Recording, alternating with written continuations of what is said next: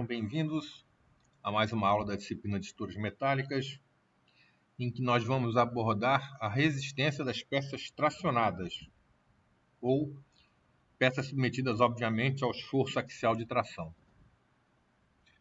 Bom, de acordo com o item 5.2 da NBR 8800, as barras primáticas submetidas à força axial de tração têm que satisfazer a essa equação, que é semelhante àquela equação que a gente abordou de maneira geral na aula anterior.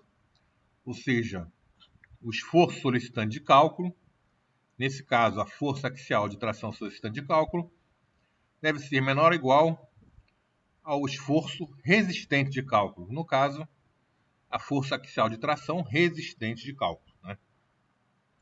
E o valor dessa força axial de tração resistente de cálculo é dada por uma dessas fórmulas. Na verdade, nós temos que calcular as duas e pegar a menor delas, ou seja, o menor valor que dá o resultado da resistência à tração dessa barra, tá certo? Porque nesse caso são avaliados dois estados limites. O estado limite de escoamento da seção bruta, tá certo? Que é a primeira fórmula, e o estado limite de ruptura da seção líquida. Então tem duas situações. Repara que na primeira fórmula nós temos a área bruta, AG, multiplicada pela tensão de escoamento, FY, dividido por coeficiente de segurança γ1, que é 1,10, exceto no caso de ações excepcionais. E aí, então, temos o estado limite de escoamento da seção bruta.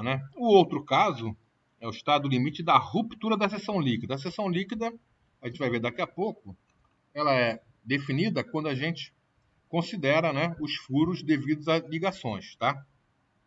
Somente ligações parafusadas, Então, nesse caso, é a área AE, que é a área líquida efetiva, vezes a tensão de ruptura, que é maior que a tensão de escoamento, dividido por outro coeficiente de segurança γ2, que é igual a 1,35, exceto no caso de ações excepcionais. Tá? Então, no caso da determinação da força axial de tração resistente de cálculo, você tem que pegar o menor dos dois valores encontrados, tá certo? Ok? Muito bem. Aí nós temos, então, a fórmula da força resistente de cálculo, em que a gente vai considerar uma das resistências de cálculo citadas anteriormente, um dos coeficientes de segurança. Repara, então, que o γ1, exceto para combinações excepcionais, ele vale 1,10, referente ao escoamento e instabilidade. No nosso caso em particular, tá certo? Para o escoamento, escoamento da seção bruta. E o γ2, 1,35, correspondente à ruptura da seção líquida, também exceto em caso de combinações excepcionais de carregamento, em que ele vai valer 1,15. Muito bem. E aí nós temos uma ilustração mostrando a diferença entre as rupturas. No caso da primeira figura, nós temos o escoamento da seção bruta. Toda a seção ela entra em escoamento simultaneamente, ou seja, você vai tracionando longe das bordas, como a gente vê em saco axial de tração, você tem uma tensão constante, tá? Quando essa tensão constante ao longo de toda a seção atinge a tensão de escoamento, ocorre um escoamento da peça, um deslizamento de seções paralelas entre si, certo? No caso da segunda figura, nós temos a ruptura da seção líquida. Então, repare que ali nós temos um exemplo com um furo só. É um furo devido a uma ligação parafusada. Então, aquela distribuição de tensão não é mais uniforme, Você tem uma chamada concentração de tensões próxima ao furo. Faz com que aquele valor seja bem mais elevado, do que o valor nas bordas distantes do furo. Certo? Muito bem. Então, essas duas figuras ilustram a situação diferente entre o escoamento da seção bruta e ruptura da seção líquida. Porque naquele caso, segundo caso, quando a tensão maior, onde há a concentração de tensões em torno do furo atingiu o escoamento, a tensão distante do furo ainda é bem inferior ao do escoamento, tá certo? Então, na verdade, vai se considerar, naquele caso, o valor da tensão de ruptura. Ok? Muito bem. A área líquida efetiva é dada pela área líquida da seção transversal da barra, que é calculada, como mostrado a seguir, vezes o coeficiente de redução dessa área líquida. Quer dizer, a área líquida nominal, né, multiplicada pelo coeficiente de redução CT, vai dar a área líquida efetiva, que é utilizada na fórmula de definição da resistência devido à ruptura da seção líquida, né? Muito bem. E a área líquida da seção parafusada, né? Quando você tiver uma linha única de parafusos, ela é considerada dessa maneira. Você vai calcular a área nominal líquida como sendo o produto da espessura vezes o que seria a largura efetiva. Essa largura efetiva seria a largura da peça subtraída do diâmetro do parafuso, né? E aí você vai considerar isso para cada parafuso, tá certo? E acrescentar ao diâmetro do parafuso 2 milímetros devido a uma variação que ocorre, né?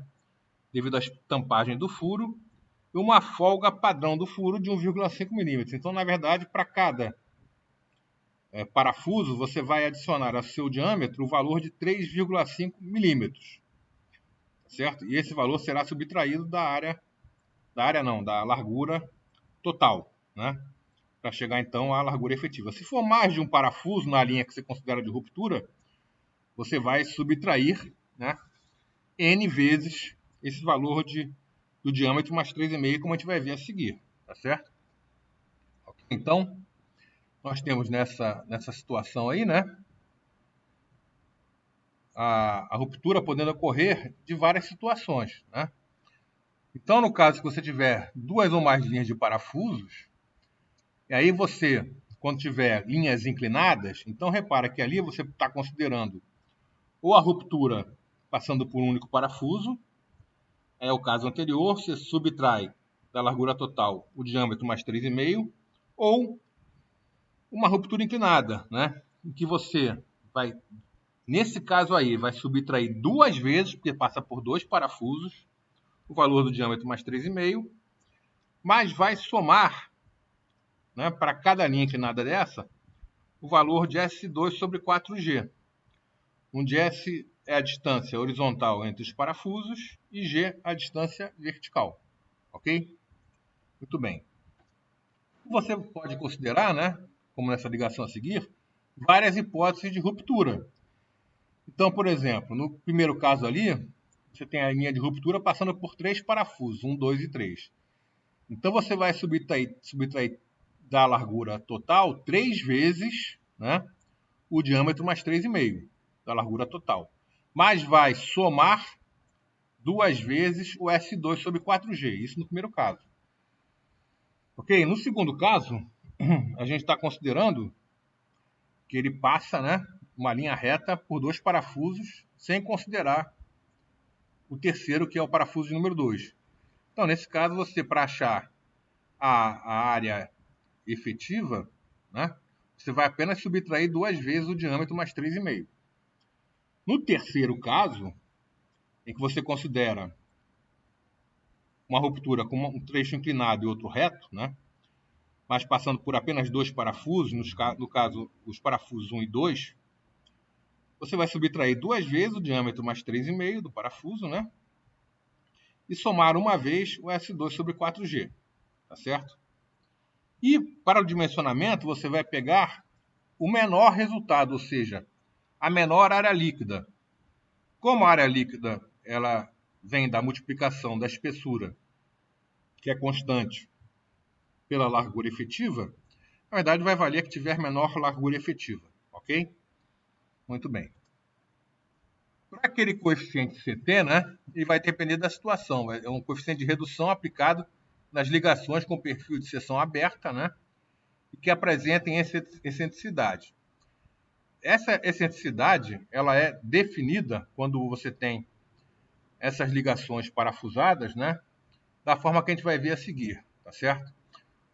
Ok? Quando a ligação, né, ela é feita pelas mesas, você considera dois perfis como se tivessem adicionalmente, né, 2 perfis T, tá certo?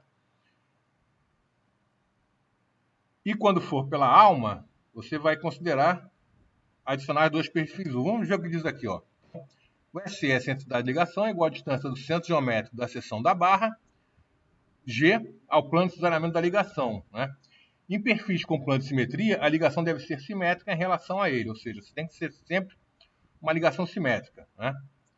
E são considerados, para o cálculo de síntese T, 2 barras fictícias e simétricas, cada uma correspondente a um plano de cesariamento de ligação. Por exemplo, 2 seções T, no caso de perfis I U H, ligados pelas mesas, como eu falei, ou 2 seções U, no caso desses perfis serem ligados pela alma. Então, quando ele fala via figura 5, é a figura da norma, tá? Então, ali no caso, né, a gente tem o perfil I ligado pelas mesas, né, com a ligação sendo feita pelas mesas, ali os parafusos passando, tá certo? A excentricidade vai ser considerada como se fosse 2 perfis T ligados, né? E no caso da ligação ser feita pela alma, aí os furos passando pela alma, no último caso, lá na quarta figura, você vai considerar como se fosse a junção de 2 perfis U, tá certo? Ok? E nos casos da esquerda, né, você está lá mostrando a cantoneira, uma cantoneira e um perfil U isolado, tá certo? Aí nesse caso, o centro geométrico já realmente daquela posição, né? Ok? Então o valor de CT vai ser igual a 1 menos a excentricidade dividido pelo comprimento da ligação, tá certo? Tendo esse valor que ser maior ou igual a 0,6, ok? Você não vai poder considerar uma redução, né, um valor menor que 0,6 para essa redução, senão você tem que reconsiderar essa tua ligação, tá certo? Bom, LC, então, é o comprimento efetivo da ligação, né? O comprimento das ligações soldadas é igual ao comprimento da solda na direção da força axial, né? Nas ligações parafusadas é igual à distância do primeiro ao último parafuso da linha de furação com o maior número de parafusos na direção da força axial, ok? Muito bem. E no caso, né, de você ter ligações soldadas, você vai ter redução das chapas planas quando a força de tração for transmitida somente por soldas longitudinais ao longo de ambas as barras. Então você tem ali aquele cordão de solda, né? Tá certo? Com comprimento LW, né? E o CT vai ser igual a 1,0 quando o LW, esse comprimento, for maior ou igual a 2 vezes B, que é a largura do menor perfil, né? Que está sendo menor chapa, né? Está sendo interligado, tá? 0,87 quando esse valor de LW estiver entre 1,5B e 2B. Ok? E 0,75 quando estiver entre B e 1,5B. Né? Então, são essas as fórmulas que você vai utilizar na redução. Tá? E quando a força de tração for transmitida somente por soldas transversais, no caso daquela dupla cantoneira, né, sendo na verdade, você está aparecendo ali só uma cantoneira, tá? Mas você poderia ter uma outra cantoneira do outro lado também, sendo ligada a essa chapa, né? Mas a ligação está sendo feita, sendo transmitida apenas por soldas transversais em um dos lados da cantoneira. Então, esse coeficiente de redução será igual a AC, que é a área daquela parte da cantoneira que está sendo ligada, né? Dividido pela área bruta do perfil, ok? E nas seções tubulares, retangulares ou circulares, esse valor é dado por algumas fórmulas que constam nos itens 525D e 525E da norma NBR 8800, tá certo? Muito bem.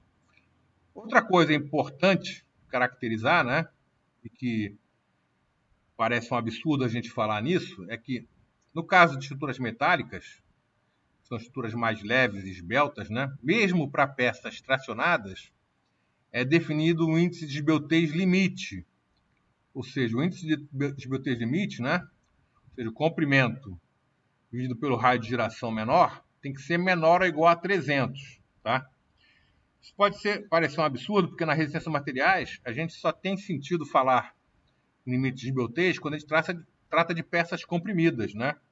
Por ocorrência da flambagem. Mas esse caso aí, a esbeltez é limitada por outros motivos, tá certo? Outros motivos, né?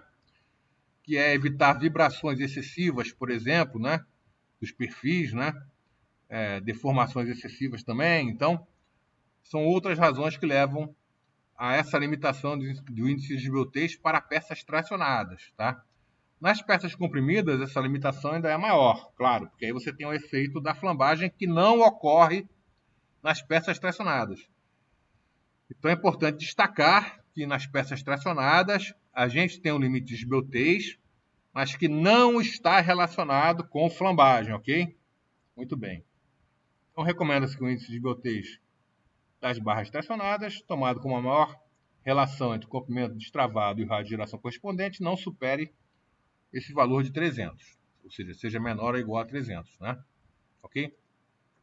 E para concluir, né, essa aula, a gente vai ter sempre algumas situações, como nessa treliça, né, que a gente vai ter barras secundárias. Que barras secundárias são essas? São barras que têm um esforço teoricamente nulo, né? A gente fala teoricamente porque se considerar pelo menos o peso próprio, já vai gerar um esforço nessa barra. Então, mas são esforços muito pequenos, tá? Apenas devido ao peso próprio, geralmente, tá? Mas elas são usadas para quebrar o comprimento de flambagem, né, de algumas peças da estrutura também, tá? Ou, no caso dessa peça ser tracionada, como é o caso, né, do banzo inferior dessa treliça, quando tiver com carga de cima para baixo, tá? Ela vai quebrar também a esbeltez, né, que tem que ser limitada a 300. Então, embora aí esteja escrito quebra do comprimento de flambagem, mas na verdade você poderia genericamente, para incluir também as peças tracionadas, como é o caso normal de treliças carregadas de cima para baixo, né, a quebra do índice de esbeltez, ok? Então, com isso, a gente vai encerrando essa nossa segunda aula da disciplina de estruturas metálicas. E na aula que vem a gente aborda também as peças comprimidas, né, e exercícios sobre resistência à tração e à compressão, ok? Então, até logo e até a próxima aula.